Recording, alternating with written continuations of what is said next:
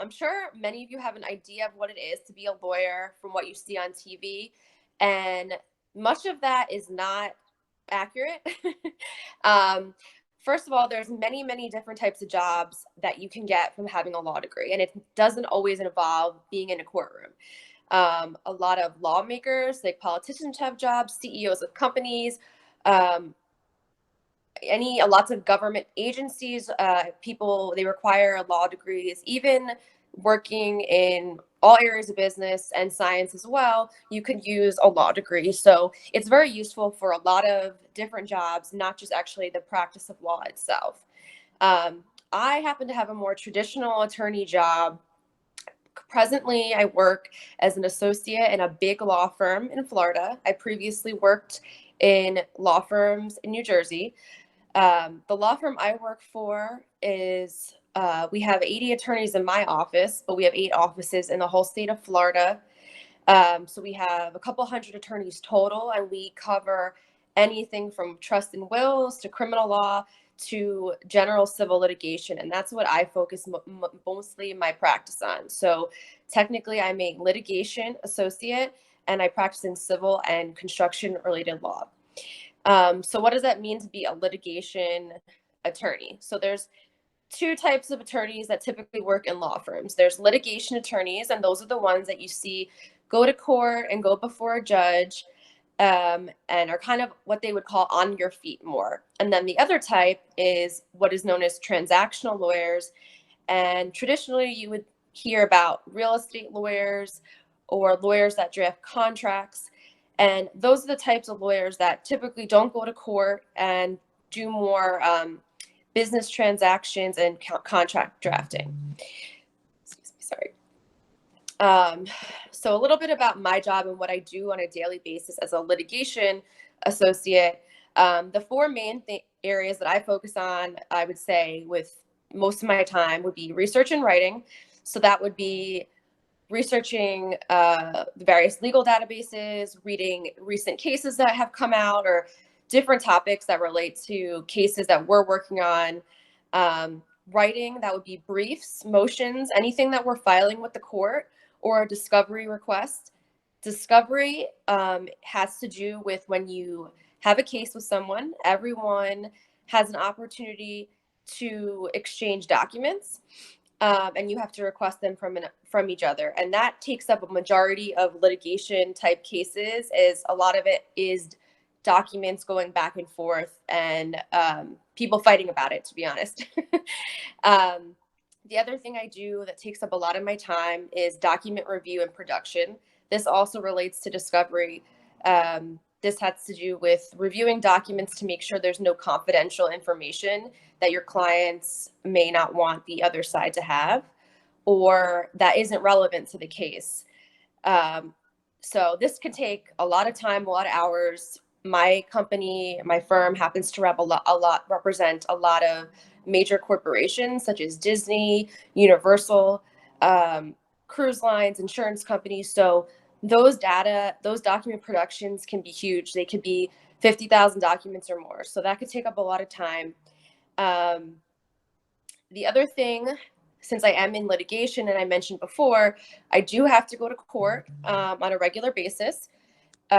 Most of the time, it's for short proceedings, for case management hearings, which is where you appear before the judge and they kind of set deadlines. Other times, it's for what are called motion hearings. Motion practice is when there's issues that arise throughout the time of a case from start to finish. You'll file a motion if some issue comes up between you and the other side, and you'll go before the judge and they'll decide it. And that kind of helps the case move along. And then, of course, ultimately, most cases settle. So that would involve attending mediation, where there's a neutral mediator. The mediator will decide things, and you could either agree or disagree.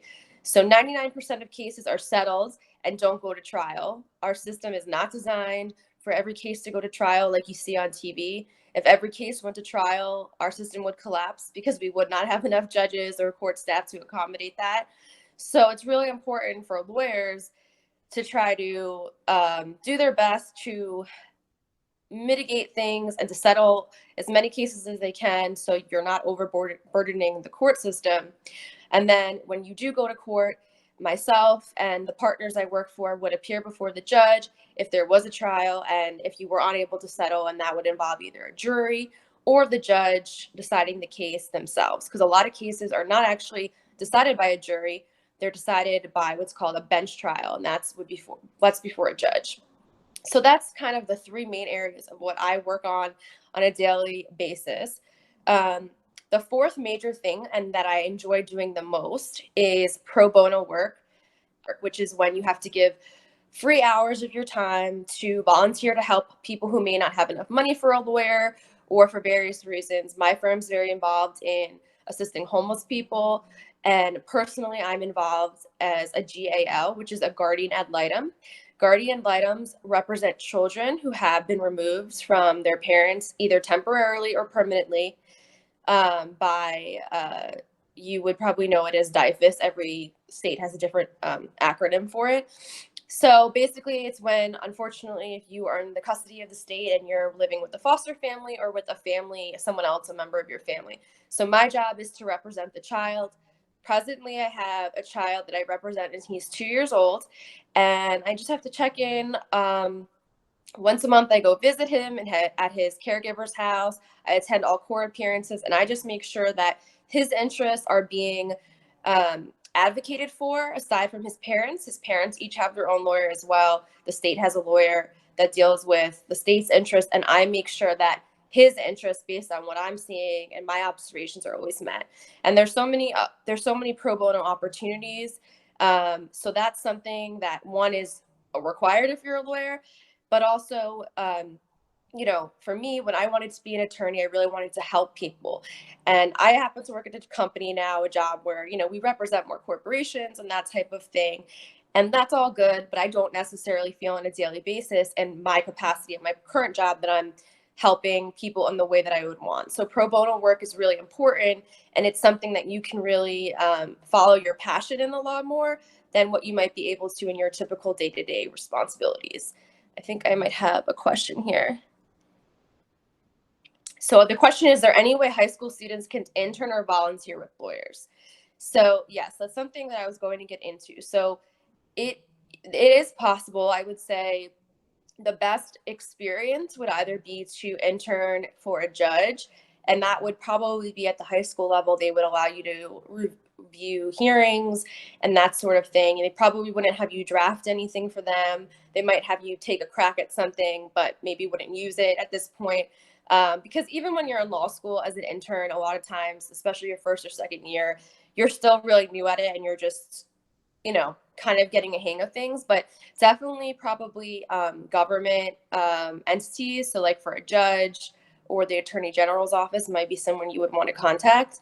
Alternatively, you could try contacting smaller local law firms and ask if you can intern for them, once or twice a week, and shadow them and go to court proceedings and see kind of how things work.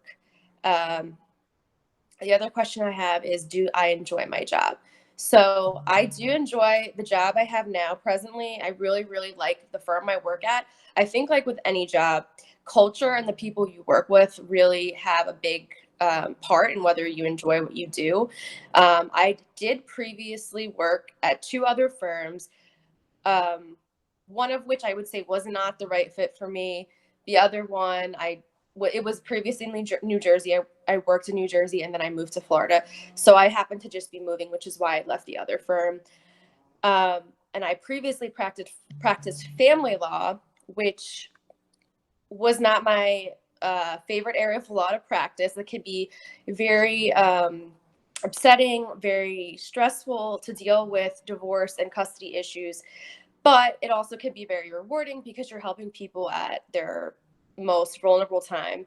But in any event, that really wasn't the area of law I wanted to practice in, and it wasn't for me. So I'm much happier doing a different area of law. And I will say that is some of the best advice I ever got during law school. One of my internships was for a district court judge in the United States District Court for the District of New Jersey. And she told me that, especially because, there's not as now there's more and more women in the law. That's another topic we can get to. But she told me that to promise that after the first area of law or the first job I had that I wouldn't quit and give up, because a lot of women are inclined to do that if it's not doesn't work out the first job that you have or the first area of law you practice in. But like I said earlier, there's so many opportunities in the law, not just being a lawyer in a traditional sense in a law firm. So even if you're not happy the first time around, I would say to keep at it and to find something that is your niche, and you will eventually. I have another question. The question's, how many years have I been a lawyer, and what college did you go to? Was your major? Okay, so I graduated law school in 2016. I attended Seton Hall Law School, which is in Newark, New Jersey. So I've been practicing now for about 4 years, one of which I was a law clerk in Somerset County and in the appellate division.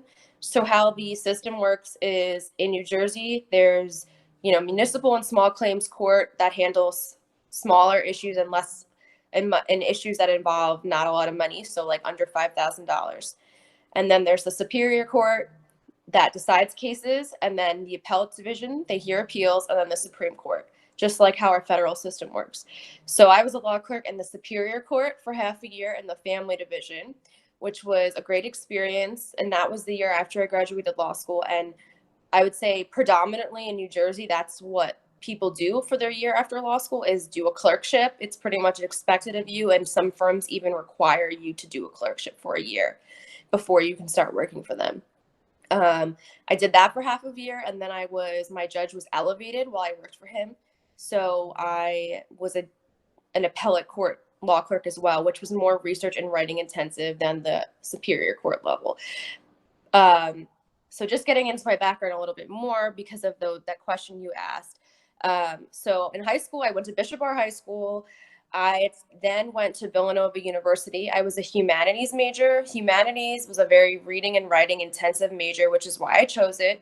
However, I would encourage anyone who's interested in business or science and also wants to go to law school to pursue those majors as well, or have a double major or a minor of some sort, because what I found being a lawyer is that you really do need to have kind of a little bit of knowledge of everything. So even if you don't think you'll ever use math or need to know business stuff or accounting, more times than not, I've wished that I did take an accounting class or something of that nature, because I find that a lot of cases I deal with have to do with financial documents. And of course, we do hire experts to deal with those, but it is good to have a working knowledge. And like I said earlier, you may go to law school and find practicing as an attorney might not be the right thing for you, but using your law degree in that capacity, working for a business, being a general counsel for various companies, every single company has a lawyer on staff. So there's just so many things you can do with that.